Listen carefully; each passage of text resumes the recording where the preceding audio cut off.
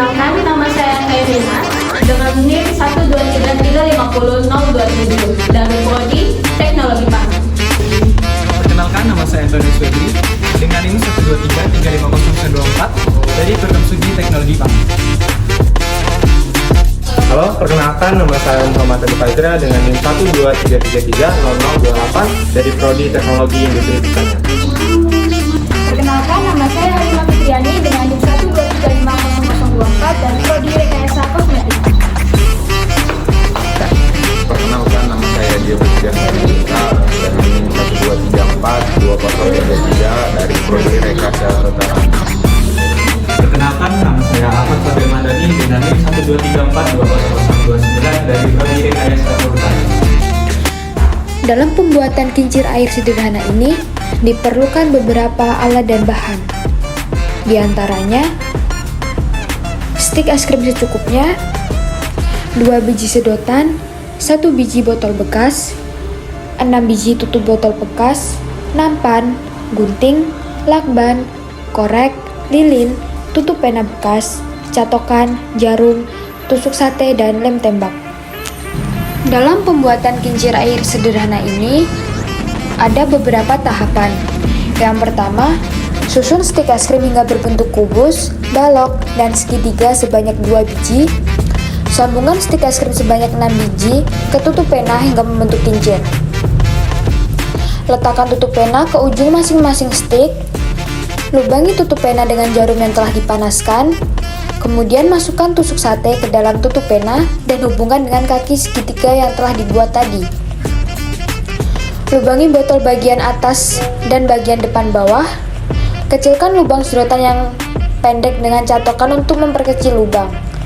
Masukkan sedotan panjang pada bagian belakang lubang botol dan sedotan pendek pada bagian depan botol, serta gunakan lem untuk melekatkannya.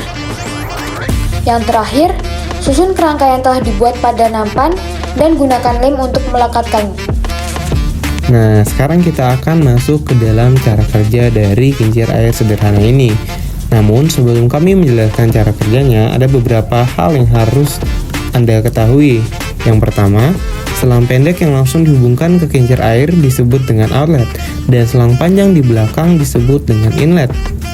Nah, sekarang kita masuk ke cara kerja kincir air sederhana ini, di mana dengan cara memasukkan air ke dalam botol bekas yang berperan sebagai penampung air untuk sementara. Namun, sebelum itu pastikan selang output tersumbat agar saat kita memasukkan air ke dalam botol, air itu tidak keluar dari selang output dan tertampung di dalam botol penampung. Setelah botol terisi air, kemudian tutup lubang masuknya air ke dalam kaleng dan lepas penyumbatnya. Nah, pada tangki air ini, lubang bagian bawah merupakan titik dengan tekanan paling rendah karena air di lubang tersebut mengalir bebas keluar dan bersentuhan langsung dengan atmosfer. Hal ini sesuai dengan hukum Bernoulli yang dimana bahwa pada titik dengan tekanan rendah, kecepatan aliran fluida akan semakin tinggi. Nah, sedangkan selang atas merupakan titik dengan tekanan tertinggi karena air di selang tersebut masih berada di dalam tangki. Hal ini juga sesuai dengan hukum Bernoulli yang dimana bahwa pada titik dengan tekanan tinggi, kecepatan aliran fluida akan semakin rendah, sehingga air akan mengalir dari lubang bagian bawah ke arah kincir air. Pada selang atas, air akan memiliki kecepatan yang lebih rendah daripada di lubang bagian bawah. Hal ini menyebabkan air akan menyembur keluar dari selang bawah menuju kincir air. Nah, selang atas akan terus mengaliri air dari sumber air, maka air pada tangki atau botol akan terus terisi. Hal ini karena air yang mengalir keluar dari lubang bagian bawah akan digantikan oleh air yang mengalir masuk dari selang atas yang berasal dari sumber air. Nah, teman-teman, sebelum kita membahas fenomena apa saja yang terjadi pada percobaan kincir air sebelumnya, mari kita bahas dulu apa itu hukum Bernoulli. Nah, hukum Bernoulli ini sendiri ditemukan oleh ilmuwan asal Jerman yaitu Daniel Bernoulli. Dari penemuan ini pada tahun 1738, Bernoulli berhasil menerbitkan sebuah buku berjudul Hydrodynamic. Nah, bunyi hukum Bernoulli yang menyatakan bahwa kenaikan kecepatan aliran dari fluida mampu menyebabkan adanya penurunan tekanan fluida secara bersamaan atau bisa diartikan dengan menurunnya energi potensial fluida tersebut. Nah, masuk ke dalam persamaan hukum Bernoulli yang berbunyi yaitu P1 plus setengah rho V1 kuadrat plus rho 1 GH1 sama dengan P2 plus setengah rho 2 V2 kuadrat plus rho 2 GH2. Nah, dengan keterangan P1 yaitu tekanan di pipa 1 dengan satuan N per M kuadrat dan seterusnya. Selanjutnya yaitu teorema Torricelli. Nah, hukum Bernoulli dapat diaplikasikan pada kehidupan sehari-hari. Salah satunya yaitu pada teorema Torricelli. Nah, teorema Torricelli ini adalah turunan dari hukum Bernoulli ya teman-teman. Berikut adalah penurunan rumusnya. Nah, sekarang kita coba menghitung teorema Torricelli yang terjadi pada fenomena percobaan kincir air yang telah dilakukan sebelumnya, yang dimana diketahui bahwa percepatan gravitasi yang diketahui yang digunakan yaitu 9,8 meter per second kuadrat dengan ketinggian sama dengan 10 cm. Kita ubah satuannya menjadi meter menjadi 0,1 meter dan ditanyakan berapa kecepatan pada V2 yang terdapat pada gambar V2 terdapat pada output. Nah, dapat kita gunakan rumusnya yaitu V2 sama dengan akar 2GH, di mana kita substitusikan nilainya menjadi hasilnya V2 sama dengan 1,96 meter per second kuadrat.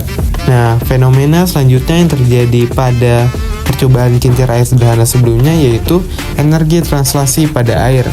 Nah, dalam percobaan tersebut, energi kinetik translasi terlihat menurun.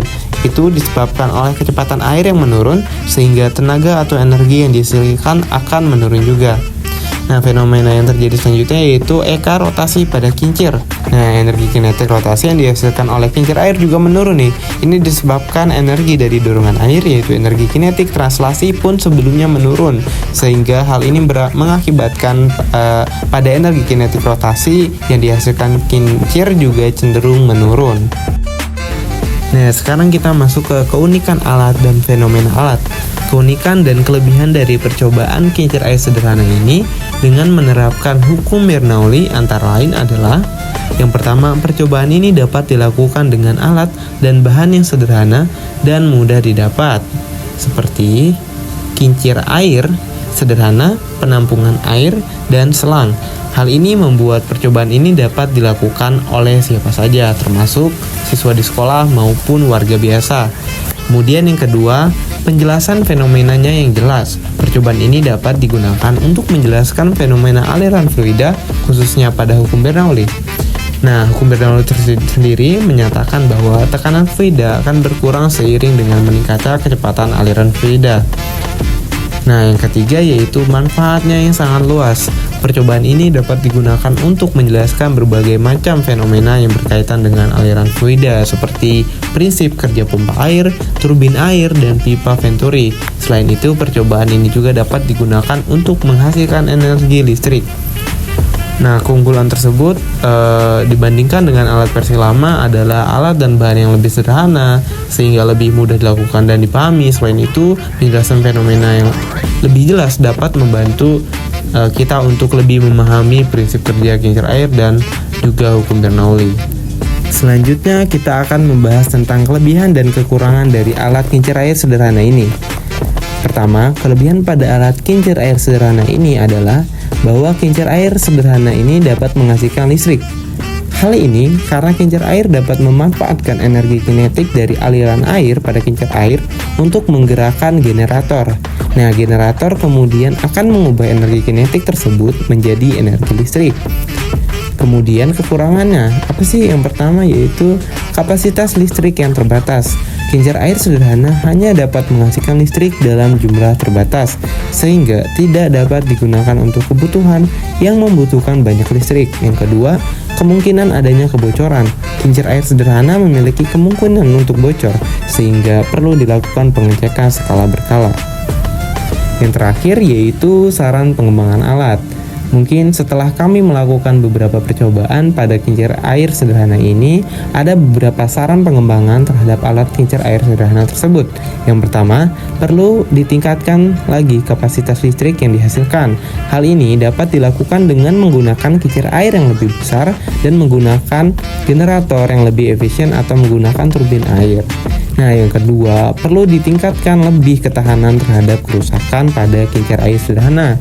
Kenapa sih? Karena hal ini dapat dilakukan dengan menggunakan bahan-bahan yang berkualitas tinggi atau dengan menggunakan sistem proteksi yang lebih memadai.